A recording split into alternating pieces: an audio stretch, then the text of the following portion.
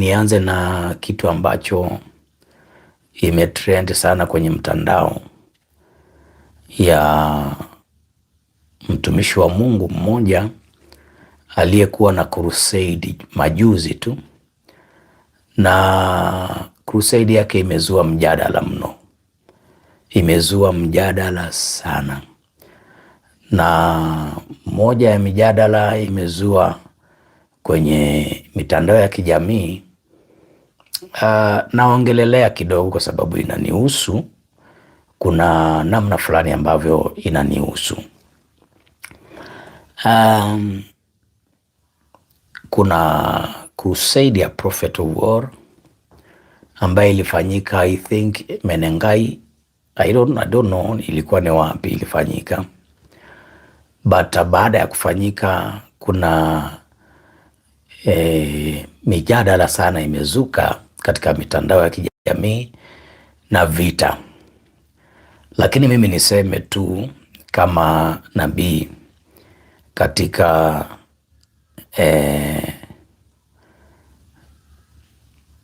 nchi hii ya Kenya, yote haya mnayoyaona na wote hawa mnaowaona ni swala la mpito tu, swala la mpito tu. Na nilitabiri haya na nikawaambia kwamba Kenya kutakuwa na siasa mbaya. Wanasiasa watafanya siasa mbaya, both from opposition and from the current government. Siasa mbaya, wote siasa mbaya. Na ninavyozungumza sasa hivi nitakuwa ninagawa prophetic advice. Nitakuwa ninagawa prophetic advice to our leaders. Kitu cha kwanza, Kenya haifai na haipaswi kugawanywa katika misingi ya kidini, na haifai na haipaswi kuwa na vita vya kidini, kwa sababu kukiwa na vita vya kidini kuna baadhi ya dini zitaumia. Mimi na wewe tunajua vizuri sana. Na pia mimi ni maombi yangu sana tukae vile tumekuwa tukikaa, kwa amani, kwa upendo, kwa busara. Kila mtu ashike kazi yake, kila mtu ashike kazi yake. Kama ni war, ahubiri Injili bila kumchokoza waziri wa afya Adan Duale, na Duale afanye kazi yake bila kumchokoza, sio tu Owuor, ila bila kuwachokoza Wakristo na bila kuwachokoza wahubiri, kwa sababu haifai. Yani sisi sote tusichokozane, kwa sababu kilichotokea ni uchokozi. Labda hauelewi uchokozi namna gani, labda unaweza kukosa kuelewa nabii anamaanisha uchokozi namna gani. Nasema kilichotokea ni uchokozi. Na kwa nini nasema kilichotokea ni uchokozi? Kilichotokea ni uchokozi pande zote, Kilichotokea ni uchokozi pande zote. Kwa nini nasema hivyo? Labda unaweza ukakosa kuelewa nabii anamaanishaje anaposema kwamba kilichotokea ni uchokozi pande zote. Kilichotokea ni uchokozi pande zote. Kwa nini nasema kilichotokea ni uchokozi pande zote? Tuanze na upande gani? Tuanze na upande wa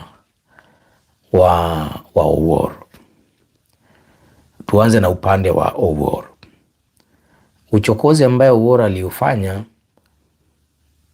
ni kutumia madaktari, kutumia wanasayansi kwenye mkutano wa kiroho, kutumia wanasayansi kwenye mkutano wa kiroho. Hiyo ndio ilikuwa makosa tu ya Owuor. Ana makosa, mistake tu ambaye alifanya ni alichokoza Duale kwa kuchukua madaktari kwenye mkutano wa kiroho. Ingekuwa ni mkutano wa afya ama idara ya afya, basi angewachukua madaktari, kwa sababu mimi huwa nahubiri Injili, nafanya makrusedi, tunawaombea watu wanapona kabisa, tunaombea watu wanapona, maana Yesu anaponya, Mungu anaponya kweli, nakwambia, si fake. Mungu anaponya kweli, si fake, anaponya kabisa. Lakini madaktari tunapeleka wapi? Owuor achane na watu wa Duale. Hiyo tu ndo mistake ilitokea. Wachana na watu wa Duale, ubiri Injili tu vile Yesu alihubiri.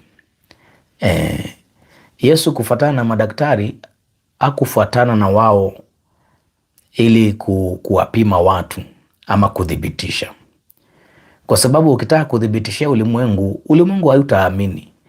Wewe fanya kazi ya Mungu, tufanye kazi ya Mungu vile tumeitwa. Tuache mambo mengi, tufanye tu kazi ya Mungu vile tumeitwa. Madaktari wacha wabaki hospitalini, wafanye kazi huko, wawatibu watu huko, wawatibu watu kule, wawatibu watu kule.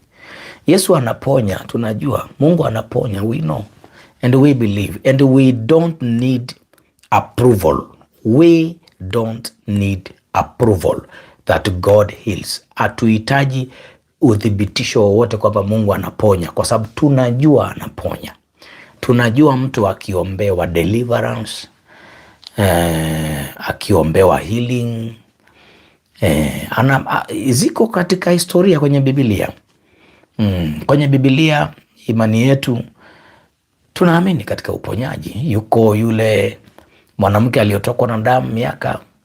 Wapo wagonjwa wengi sana, wengi waliponywa kwa Biblia, na mpaka sasa watu wanaendelea kupona, watu wako na testimonies. We don't need approval. We don't need approval. So mistake ambayo ilitokea ni Owuor alichukua watu wa Duale. Unaona, Owuor alichukua watu wa Duale. Hiyo ndio mistake sasa upande wa Owuor. Ubiri Injili kama zamani, achana na watu wa Duale, achana na watu wa health, waache wakae huko. Maana wakati ulikuwa unahubiri Owuor, watu walikuwa wanapona, watu walikuwa wanafanyiwa delivery, na watu wanaokoka, watu wanakombolewa, watu walikuwa wanapona. Watu walikuwa wanapona. Kwanza sasa hivi unaona vile kanisa inatafutwa, alafu wewe unaenda kutafuta watu, wewe wenyewe wanatafuta kanisa. So hiyo ndio mistake tu ambayo ilifanyika. Na makosa ya Duale ni kusema so called muhubiri, ama na hiyo crusade ilifanyika, yani ile kuongea bila hekima, kuongea bila hekima.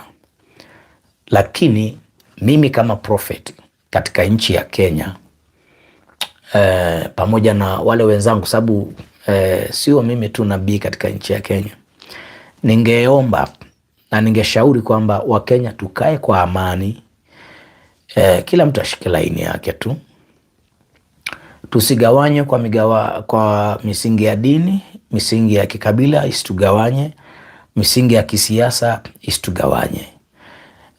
Tupendane, tuishi kwa umoja, tuombeane, kila mtu ashike laini yake.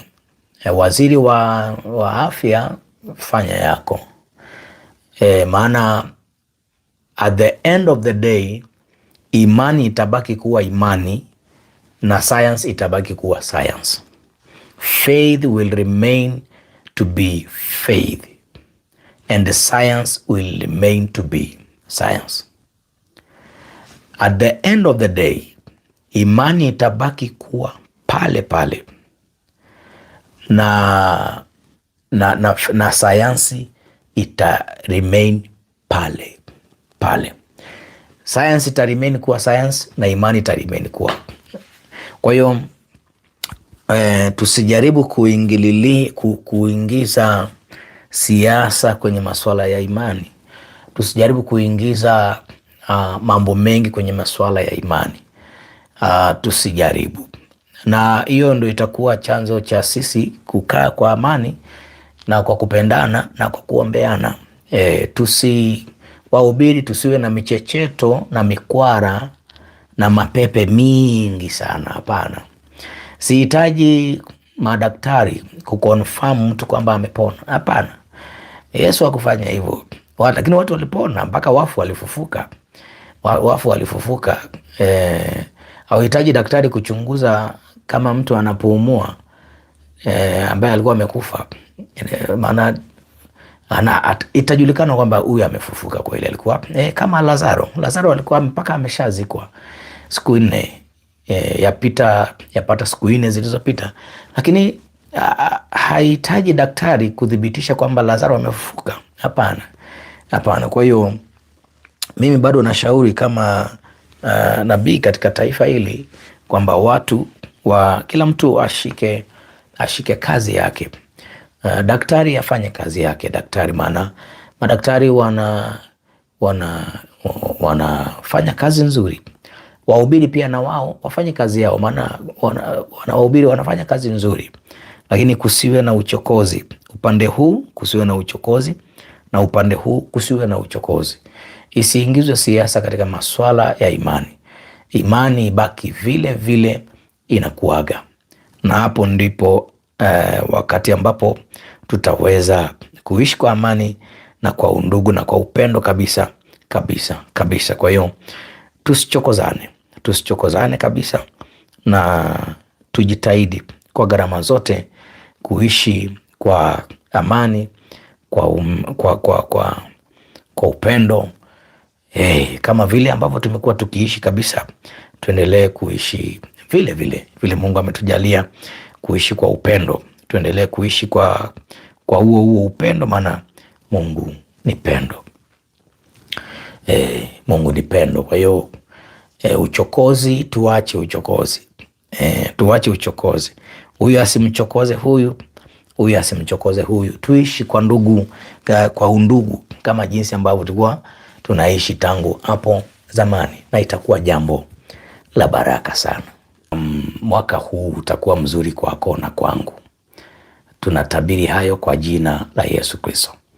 Mwaka huu utakuwa mzuri kwako na mzuri kwangu. Kwa hiyo naomba tu pale kwenye comment, kama inawezekana, down there on the comment section, andika tu Shalom 2026. Andika tu Shalom 2026. Shalom 2026, yani kwa maana kwamba 2026 uwe mzuri kwangu. 2026. Sikiliza 2026, maana miaka unaye masikio kabisa. Uwe mzuri kwangu 2026. Roho za balaa nazifunga, roho ya mikosi nazifunga, nazifunga kwa jina la Yesu Kristo.